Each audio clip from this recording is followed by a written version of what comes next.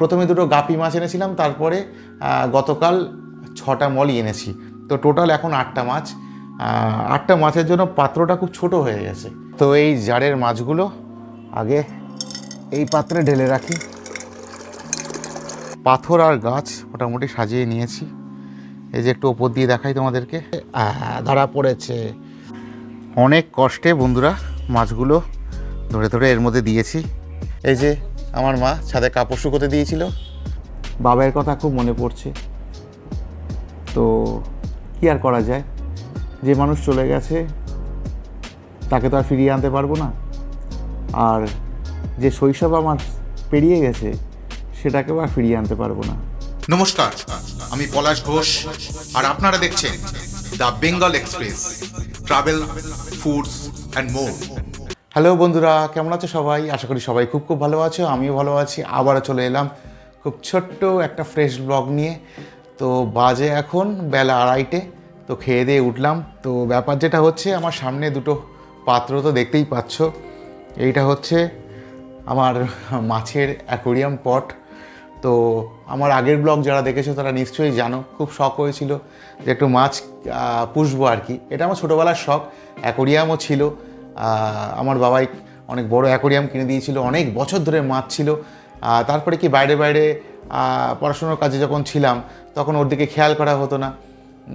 তো তারপরে অ্যাকোরিয়াম গুটিয়ে পাঠিয়ে দেওয়া হলো। তারপরে আমার বিয়ের আগে একজনকে বাবাই অ্যাকোরিয়ামটা দানও করে দিল। তো পুরনো শখ নতুন করে চাকিয়ে উঠেছে আর কি। তো করেছিলাম অ্যাকোরিয়াম পট হরলিক্সের জারের মধ্যে, সুন্দর করে সাজিয়ে গুজিয়ে করেছিলাম। প্রথমে দুটো গাপি মাছ এনেছিলাম, তারপরে গতকাল 6টা মলি এনেছি। তো টোটাল এখন 8টা মাছ। 8টা মাছের জন্য পাত্রটা খুব ছোট হয়ে গেছে।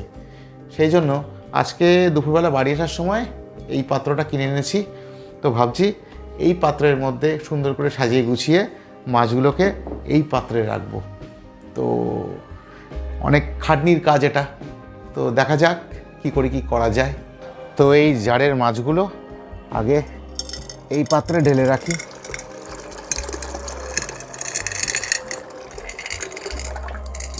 আশা করি সব পড়ে গেছে। হ্যাঁ, আর আছে কিনা বুঝতে পারছি না, একটু জল দিয়ে দেখি।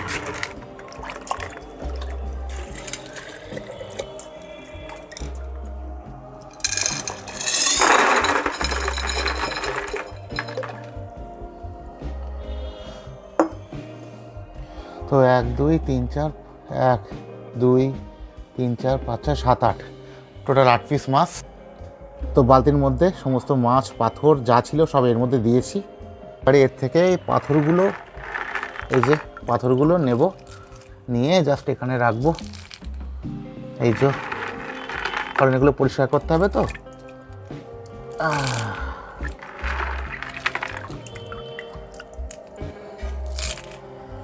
এই গাছটাও কিনেছিলাম।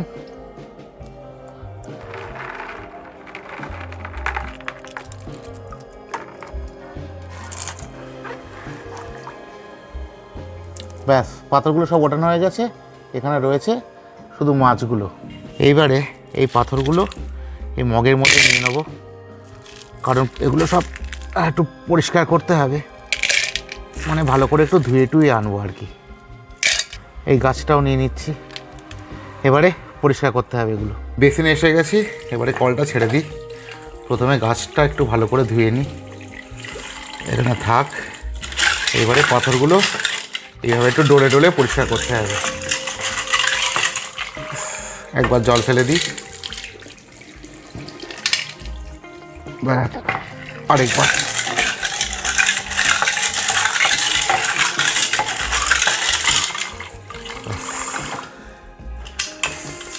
যতটা সম্ভব জল ফেলি, ব্যাস। আর খুব একটা লাগবে না, এবার সাজিয়ে নেবো। আর এটা আমার নতুন জার, এই জারটাও পরিষ্কার করে এনেছি।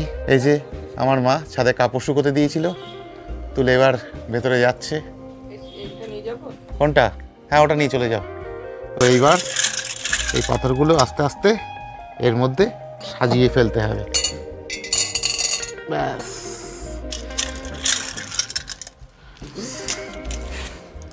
আরেকবার দেই, সাজিয়ে নিই, তারপরে কথা হচ্ছে। এবারে এই গাছটা এটা সুন্দর করে সেট করে দিতে হবে ওই জন্য মাঝখানটা ফাঁকা করে রেখেছি। দেখো বন্ধুরা, পাথর আর গাছ মোটামুটি সাজিয়ে নিয়েছি। এই যে একটু ওপর দিয়ে দেখাই তোমাদেরকে, এই যে।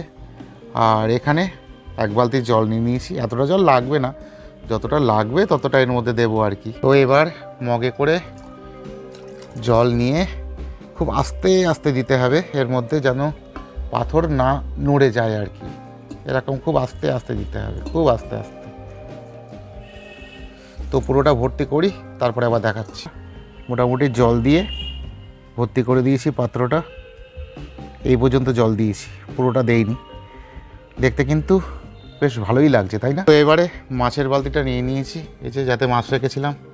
আর এই জালতি নিয়ে নিয়েছি, একটা একটা করে ধরবো আর এর মধ্যে দিয়ে দেবো। তো ধরাটা খুব চাপের ব্যাপার না। প্রথমে একটা ধরা পড়ে গেছে অলরেডি, দেখো। দেখি ধরতে পারি কি না। আয় আয় আয় আয় আয় আয় আয় আয়, দেখি ধরতে পারি কি না। এসেছে না আসেনি? আয় আয় আয়, অনেকটা জল তো, পেরেছি না, পারিনি তো। এদিকে একটা আছে, ধরা পড়েছে। এই যে বন্ধুরা, এই যে ধরলাম। অনেক কষ্টে বন্ধুরা মাছগুলো ধরে ধরে এর মধ্যে দিয়েছি। নতুন জায়গা, বেশ ভালোই লাগছে দেখতে। আর মাছগুলো অনেকটা জায়গা পেয়েছে একটু খেলা করার জন্য আর কি, সুন্দর লাগছে। উপর থেকে একটু দেখাই তোমাদেরকে, মোটামুটি কিন্তু ভালোই সাজিয়েছি। তো ফাইনালি আমার টেবিলে আমি সাজিয়ে ফেললাম। অনেকটা বড় জায়গা পেয়ে মাছগুলো বেশ খেলতে পারছে ভালো। তো যাকে যাক, মাছ নিয়ে খেলা করতে করতে 4টে বাজতে যায়। তো আবার বেরোতে হবে। তো 4টের সময় আমি আবার বেরোই আর ফিরি রাত প্রায় 9টা। তো কয়েকটা পানি ফল নিয়ে বসেছি, কিনেছিলাম আজকে সকালেই কিনেছি। বেশ ভালোই লাগে পানি ফল খেতে। আমার বাড়িতে আমারই একমাত্র যে একটু পানি ফল খেতে ভালো লাগে।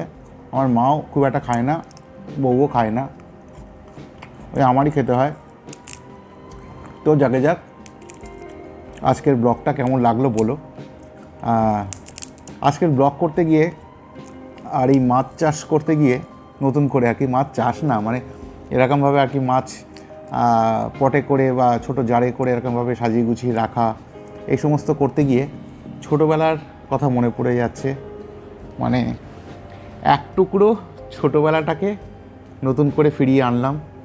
ছোটোবেলার সেই সব মুহূর্তগুলোর কথা মনে পড়ে যাচ্ছে, ভালো লাগছে। ছোটোবেলার কথা, ওই সময়ের কথাগুলো মনে পড়লে মনে হয় আর তো কখনো ওই সময়টা ফিরে পাবো না, তো পাওয়াও সম্ভব না। তো মানসিকভাবে ফিরে বারবারই পাওয়া যায় বিভিন্ন কাজের মাধ্যমে। তো এই মাছের মাধ্যমে আমি আমার অনেক ছোটোবেলাটাকে মানসিকভাবে উপলব্ধি করতে পারছি। খুব সুন্দর লাগছে, বাবার কথা খুব মনে পড়ছে। তো কী আর করা যায়, যে মানুষ চলে গেছে তাকে তো আর ফিরিয়ে আনতে পারবো না। আর যে শৈশব আমার পেরিয়ে গেছে সেটাকেও আর ফিরিয়ে আনতে পারবো না। তো মন খারাপ করে কি আর করব, তা থেকে একটা পানি ফল খাই আর বেরোতে হবে। ব্লগটাও এখানে শেষ করি, দেখা হবে পরবর্তী কোনো ব্লগে অন্য কোনো মুহূর্তে। তো সবাই ভালো থেকো, সকলকে ভালো রেখো। আর ভিডিওটা ভালো লাগলে আমাকে, তোমাদের যদি ভালো লেগে থাকে, একটু সাপোর্ট করো, সাবস্ক্রাইব করো, লাইক করো, কমেন্ট করো, শেয়ার করো। তো বেশিক্ষণ আর কথা বলবো না, টাটা।